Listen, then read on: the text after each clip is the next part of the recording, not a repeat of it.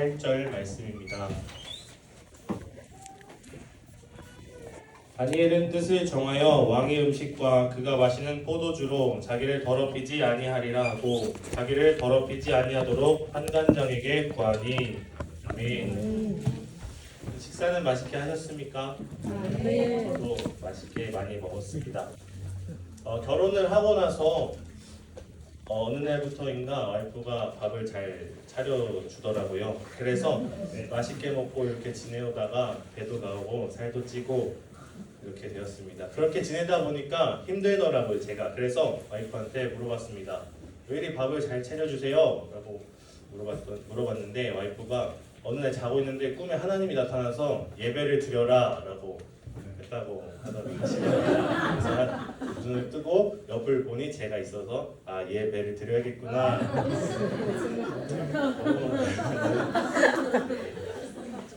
선집사님이 되게 알려주셔서 우리 성도님들 혹시 주체사상이라는 말을 아시나요? 주체사상은 마르크스 레닌주의의 변형사상으로 1970년대 초 김일성에 의해서 체계화되었다고 합니다. 김일성, 김정일, 김정은을 신격화해서 어린 나이 때부터 세뇌 교육을 했기 때문에 그 학습의 결과물이 주체사상이라고 할 수 있습니다. 이 김일성의 주체사상은 세계의 종교 10위라고 합니다. 이 말은 주체사상이 다분히 종교적인 사상이라는 것입니다. 어릴 때의 교육은 너무나도 큰 잠재 영향력을 지니고 있습니다. 이러한 점은 우리 기독교 교육에도 큰 영향을 미치는 것입니다. 통계적으로 보았을 때 작년 기독교 신자의 80% 정도는 주일학교 때 교회 가본 적이 있다. 그리고 성경학교에 참석한 적이 있다라고 응답하는 것입니다. 어릴 때 교회 가본 경험이 없이 성인이 되어서 예수를 만날 확률은 20% 정도밖에 되지 않는다는 것입니다. 그렇기 때문에 주일학교 교육이 중요한 것입니다. 우리 주일학교 아이들의 친구들이 전도 대상자들이 행사 때만 나오고 성경학교 때만 나오고 안 와도 그래도 괜찮은 것입니다. 그때 밥이 맛있었고 그때 어울려 놀았던 재밌었던 기억이 있었다면 나중에 성인이 되어서 꼭 우리 교회 아니더라도 신앙생활을 할 가능성이 높기 때문입니다. 오늘 다니엘서에 나오는 느부갓네살은 예루살렘을 포위해서 유다의 왕들을 포로로 끌고 갈 때 왕과 귀족들만 포위해서 간 것이 아니라 왕족과 귀족들의 자녀들도 함께 끌고 갔습니다. 이는 그 어린 아이들을 동화시켜서 자발적으로 바벨론에 정치적으로 함께 섬기게 함이었습니다. 느부갓네살은 정복한 나라들의 인재들을 뽑아다가 갈대아의 학문과 언어를 가르쳤는데요. 그 인재들 안에 다니엘과 하나냐와 미사엘과 아사랴가 있습니다. 다니엘서 1장 4절 말씀인데요. 우리 함께 읽어보실까요? 곧 흠이 없고 용모가 아름다우며 모든 지혜를 통찰하며 지식에 통달하며 학문에 익숙하여 왕궁에 살만한 소년들을 데려오게 하였고 그들에게 갈대아 사람의 학문과 언어를 가르치게 하였고. 아멘. 이들의 나이를 정확하게 알 수는 없지만 여기 말씀에 나와 있는 소년이라는 단어와 또 70여 년의 포로 기간 동안 다니엘이 살아온 환경을 보고 짐작해 본다면 약 15세 전후로 가늠할 수 있습니다. 다니엘과 세 친구는 좋은 가문에서 자랐습니다. 잘생겼습니다. 머리도 좋습니다. 모든 면에서 탁월한 소년들입니다. 그런데 이들이 당면한 상황은 결코 좋지 않습니다. 나라가 망했습니다. 또 어쩌면 왕족과 귀족이었던 부모님은 죽임을 당했을 수도 있습니다. 혹시나 살아있다고 하더라도 10대의 먼 타국의 포로로 끌려와서 부모님을 평생 보지 못하고 살아갈 것입니다. 그리고 어떤 학자들은 다니엘과 세 친구들이 내시로 살았을 것이다 라고 하기도 합니다. 나라 잃고 부모 잃고 자신의 이름도 잃고 또 성 정체성도 잃고 살아간다고 하더라도 중딩 10대인 이들에게 강하게 자리 잡고 있는 것은 하나님의 자녀라는 정체성이었습니다. 다니엘서 1장 19절에서 20절 말씀인데요. 왕이 그들과 말하여 보매 무리 중에 다니엘과 하나냐와 미사엘과 아사랴와 같은 자가 없으므로 그들을 왕 앞에 서게 하고 왕이 그들에게 모든 일을 묻는 중에 그 지혜와 총명이 온 나라 박수와 술객보다 10배나 나은 줄을 아니라.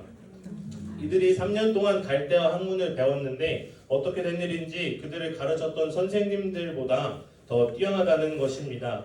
이 말씀은 그들이 공부를 잘해서 신기한 것이 아니라, 그들이 머리가 좋아서 대단한 것이 아니라, 그들이 갈대아 학문을 배우는 3년 동안 바벨론에 동화되지 않았다라는 것입니다. 그것이 신기하고 대단하다는 것입니다. 그것이 그럴 수 있었던 것은 그들이 갈대아 학문을 열심히 공부했지만 그 학문에 동화되지 않고 하나님의 자녀라는 정체성을 가지고 살아가고자 발버둥치는 것을 우리는 오늘 읽은 본문의 말씀에서 찾아볼 수 있기 때문입니다.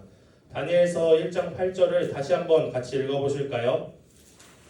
다니엘은 뜻을 정하여 왕의 음식과 그가 마시는 포도주로 자기를 더럽히지 아니하고 자기를 더럽히지 아니하도록 판단자에게 구하니. 왕은 그들에게 3년 동안 왕의 음식과 포도주를 먹도록 했습니다. 다들 잘 아시겠지만 채찍보다는 당근이 효과가 큰 것입니다.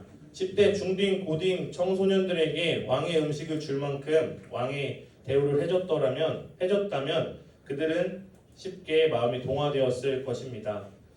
이번 1월달, 2월달 2달 동안 우리 학생과 아이들에게 치킨과 피자를 사줄 수 있는 기회가 생겼었습니다. 1월달은 주바라기 청소년 수련회에서, 또 2월달은 창립주일의 아이들 특별 순서 후에 뒤풀이였습니다. 이번 청소년 수련회는 처음 가본 친구들이 대부분이었기 때문에 먼저 가봤던 우리 친구들이 아이들을 챙기느라 고생도 많이 했을 거고, 또 예배 기간이 좀 길기도 해서 힘들었을 것 같아서 또 우리 성도님들이 후원을 많이 해주셔가지고 마지막 날 밤에 파티를 하였습니다. 그런데 좀 전 예배 시간까지만 해도 졸던 아이들이 치킨을 보고 피자를 보자마자 눈이 초롱초롱해지면서 우리 여름에 또 있던데 한번 더 오자라고 이야기하는 것입니다. 물론 그 다음날 마지막 해외 예배 때는 다시 나눠야지라고 이야기했지만 어쨌든 네, 그렇습니다. 그리고 지난달 창립주일 이후에는 한 분의 안수 집사님께서 아이들 고생했다고 후원해 주셔서 치킨과 떡볶이를 먹게 되었습니다. 그러던 아이들 입에서 우리 부활절엔 뭐 할까? 다음에는 어떤 순서를 할까? 하며 유튜브를 찾아보고 이야기 나누는 것을 보게 되었습니다. 우리 학생부 친구들은 치킨 앞에서, 떡볶이 앞에서, 마라탕 앞에서 믿음이 견고해지고 믿음의 결단을 합니다. 절대 흔들림이 없습니다. 그 어떤 날보다 하나는 아이들의 미소를 보고 싶으시다면 현금보다는 배달의 민족을 열어주시면 하나의 미소를 보실 수 있습니다. 이렇듯 중딩 다니엘에게 왕이 주는 음식은 대단한 음식일 것이라고 생각됩니다. 이때 왕의 음식에 어떤 음식이 있었을지는 모르겠지만 다니엘과 그 친구들이 좋아하는 음식이 없었을까요? 있었을 것입니다. 그렇지만 좋아하는 음식이 있다고 해도, 그렇다고 하더라도 그들이 왕의 음식을 거절했다라는 것은 내려놓았기 때문입니다. 그들에게 유익한 모든 것을 내려놓았다라는 것입니다. 빌립보서 3장 14절 말씀인데요. 표대를 향하여 그리스도 예수 안에서 하나님이 위해서 부르신 부름의 상을 위하여 달려가노라. 아멘. 개역 한글 성경에서는 쫓아가노라 라고 쓰여져 있습니다. 달려간다, 쫓아간다라는 의미는 보다 나은 것을 위해 나머지 것을 내려놓는다 라는 의미입니다. 그 성도님들, 우리 예배당 안에 10,000원짜리 지폐로 가득 차 있다고 생각해 보시고 각자에게 봉지 하나씩 있다고 생각해 보시면 좋겠습니다. 그 봉지 안에 예배당 안에 있는 10,000원짜리 지폐를 마음껏 집어넣는 건 가져가셔도 됩니다 라고 한다면 어떻게 하시겠습니까? 수단과 방법을 가리지 않고 다 담아놓겠죠. 그런데 갑자기 옆에 사람이 와서 옆방에는 50,000원 있대 라고 한다고 하면 우리가 지금까지 담았던 것을 다 버려두고 50,000원짜리를 향해서 가지 않겠습니까? 뜻을 정한다라는 것은 이런 것입니다. 더 좋은 가치를 얻기 위해서 내가 지금 가지고 있는 것을 기꺼이 내려놓겠다는 것입니다. 옆방에 50,000원이 있는데 왜 여기서 10,000원권을 넣고 있겠습니까? 다니엘은 가장 귀한 가치를 지키기 위해서 이 많은 것들을 포기하고 뜻을 정한 것입니다. 그 말은 자신들에게 올 피해를 감수하겠다라는 것입니다. 왜냐하면 그들 앞에는 더 좋은 가치가 있기 때문입니다. 이것이 바로 다니엘과 세 친구들이 결단하고 뜻을 정한 것입니다. 하나님께서는 오늘 우리에게 무엇을 내려놓기를 원하실까요? 오늘 우리는 무엇을 내려놓아야 할까요? 하나님은 오늘 온 세상에 있는 예수님 믿는 크리스찬들에게 무엇을 내려놓기를 원하실까요? 저는 감히 하나님은 우리의 자아를 내려놓기를 원하신다고 생각합니다. 왜냐하면 우리 모두가 예수님을 처음 믿기로 작정하고 영접할 때 한 기도의 내용은 이렇습니다. 내 마음의 왕자에서 내려와 주님을 나의 구주, 나의 주인으로 영접합니다. 내 마음의 한 자리, 가장 귀한 그 자리에 내가 아니라 내 자아가 아니라 주님이 오십시오. 오늘 함께 말씀을 나누고 있는 이 시간에 우리의 마음의 가장 귀한 자리에는 누가 앉아 있습니까? 누가 앉아있든 세상의 것이 아니라면 이 시간 내려오라고, 너가 있을 자리가 아니라고 마음에 선포하시길 소망합니다. 다니엘은 그렇게 뜻을 정한 것입니다. 가장 가치 있는 것을 위해 모든 것을 내려놓은 것입니다. 모든 피해를 감수하기로 작정한 것입니다. 그래서 다니엘과 그 친구들은 왕의 음식을 거절했습니다. 중요한 것은 눈에 보이는 것은 우리의 결과물이요 우리의 삶의 열매라는 것입니다. 하나님과 친밀해 보이는 사람의 삶의 열매는 하나님과 친밀하지 않은 사람의 삶의 열매와 다릅니다. 성경 많이 보고 묵상 많이 하고 예배 많이 드리면 하나님과 친밀해지는 것입니까? 반대로 술 마시고 담배 피우고 예배 한번 빠지면 하나님과 멀어지게 되는 것입니까? 하나님과 친밀한 사람은 성경을 보고 싶고 묵상하고 싶고 예배 드리고 싶은 것이고, 하나님과 친밀하지 않은 사람은 성경보다 예배보다 세상의 즐거움이 마음속에 더 자리 잡고 있는 것입니다. 우리 마음의 왕자에 하나님이 계시지 않는다면 직분이 있다고 하더라도 기도를 오래 하고 말씀을 많이 알고 보고 듣는다고 하더라도 하나님과 친밀한 사람이 아니라는 것입니다. 우리의 삶의 결과물이, 우리 삶의 열매들이 바로 하나님과 나의 친밀함의 결과물인 것입니다. 내가 지금 예배드리기 싫고 내 마음의 왕자에 하나님이 아니라 다른 것들이 있다면 지금 하나님과 나의 친밀한 것이 맞는가를 먼저 점검해야 한다는 것입니다. 하나님과 친밀했던 다니엘은 왕의 대우를 받는 것보다 하나님의 자녀라는 정체성을 지키는 것이 더 소중했던 것입니다. 다니엘서 1장 12절 말씀인데요. 청하오니 당신의 종들을 열흘 동안 시험하여 채식을 주어 먹게 하고 물을 주어 마시게 한 후에 다니엘과 세 친구는 뜻을 정하여 왕의 음식과 포도주를 먹지 않기로 하였습니다. 그리고 환관장에게 찾아가서 채소와 물을 먹기로 요청했습니다. 그런데 우리 마태복음 15장 11절 말씀을 한번 같이 보실까요? 마태복음 15장 11절 말씀입니다. 마태복음 15장 11절 말씀입니다.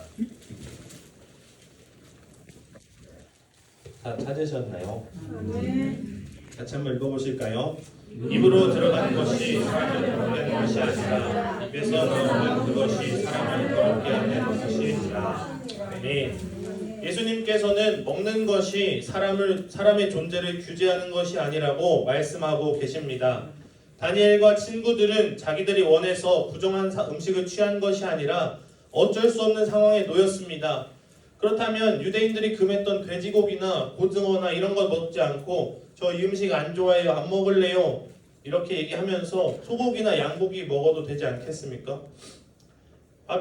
다니엘과 세 친구들이 이 음식이 바벨론의 제물에 바쳐져서 그들이 음식을 먹지 않는다고 한다면 그들이 먹었던 채소는 왕의 상에 올라간 왕의 음식이 아니었을까요? 바벨론의 제물을 안 바쳐줬다는 확신이 있으십니까?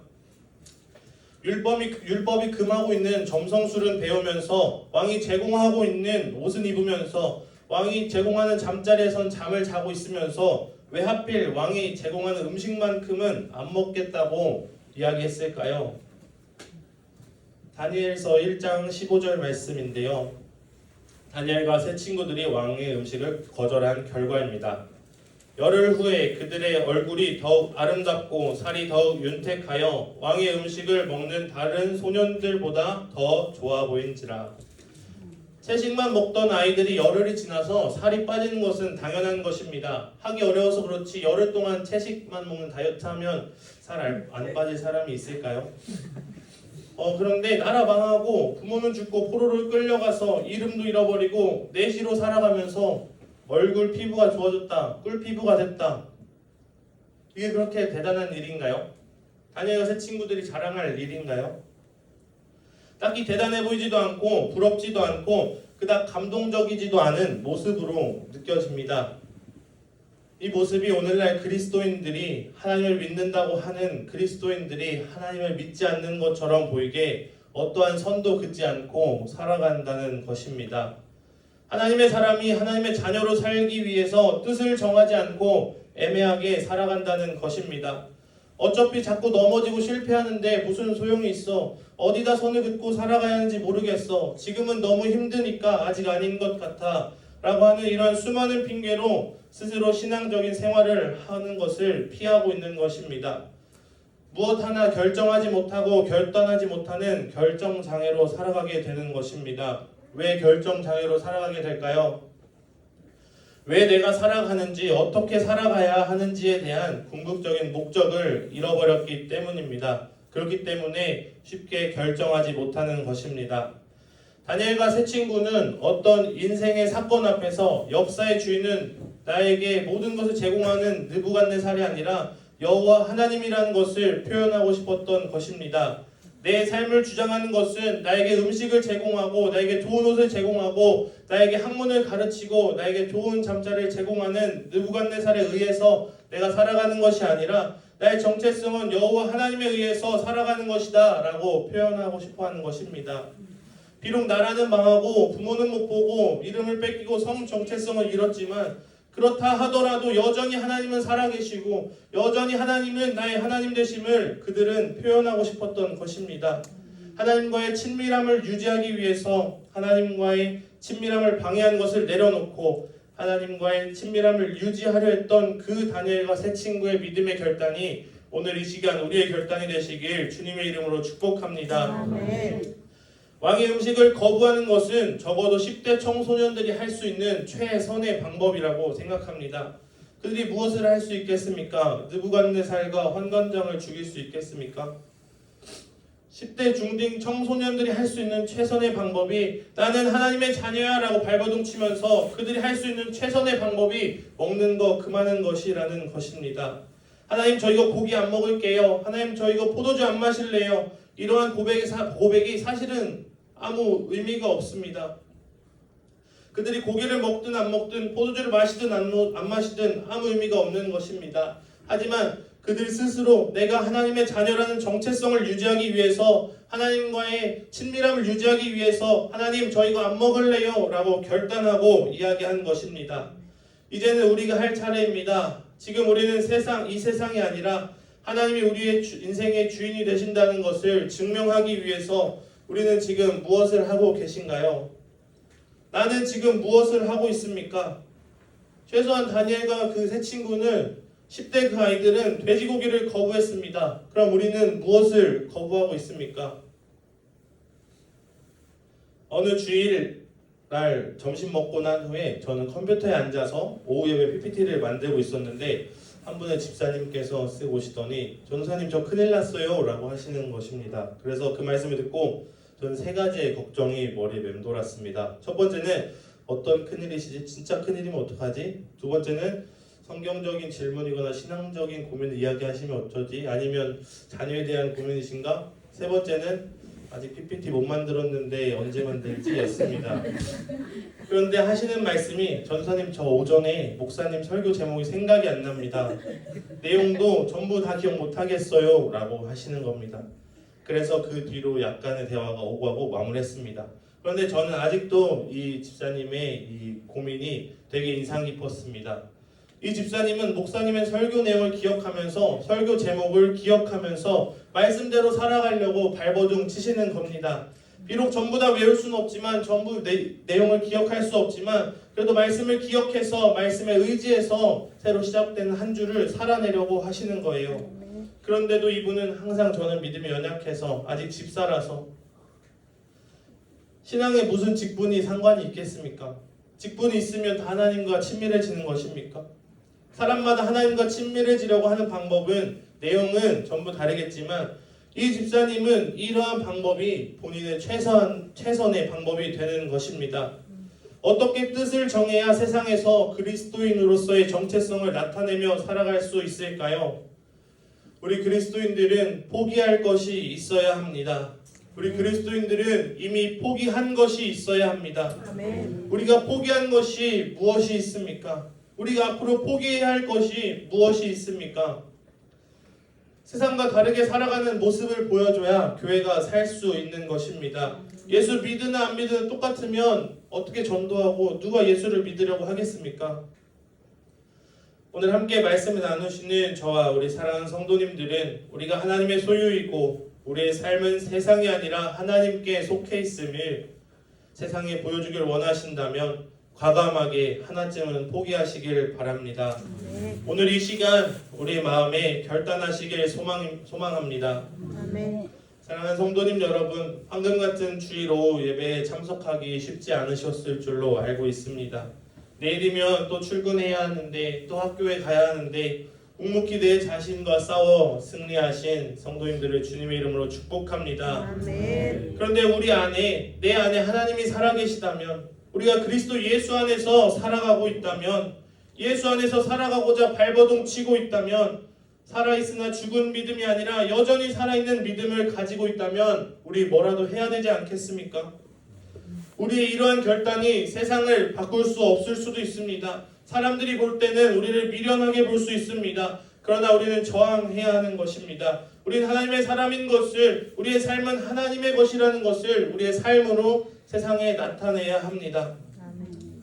우리를 개신교라고 이야기합니다. 개신교를 영어로 하면 프로테스탄트라고 합니다. 프로테스탄트는 저항하는 자라는 뜻입니다. 우리의 삶의 정체성은 바로 이것입니다. 우리는 저항하는 자입니다. 비록 조롱받더라도 예수 그리스도만이 내 인생의 주인이라는 것은 고백을 어떤 모양으로라도 우리가 그 고백하시길 소망합니다. 아멘. 그 저항이라도 밋밋해 보이는 저항이라고 할지라도 우리는 저항해야 합니다. 그것이 바로 살아있는 하나님의 사람이기 때문입니다. 아멘. 성도님들 저를 한번 따라해 주시겠습니까? 우리 청주중앙 그리스도의 교회는 뜻을 정하여 하나님께 나아갔더라. 아멘. 아멘. 한 번 더 따라해 주시겠습니까?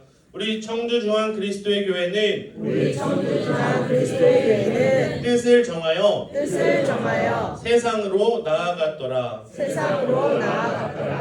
아멘. 아멘. 오늘 우리의 그 믿음의 결단을 우리가 꼭 승리하시길 주님의 이름으로 축복합니다. 아멘. 말씀을 맺도록 하겠습니다. 사랑하는 성도님 여러분, 우리는 하나님의 자녀입니다. 하나님의 자녀다운 삶을 살아내기 위해서 세상에서 고군분투하시느라 고생 많으십니다.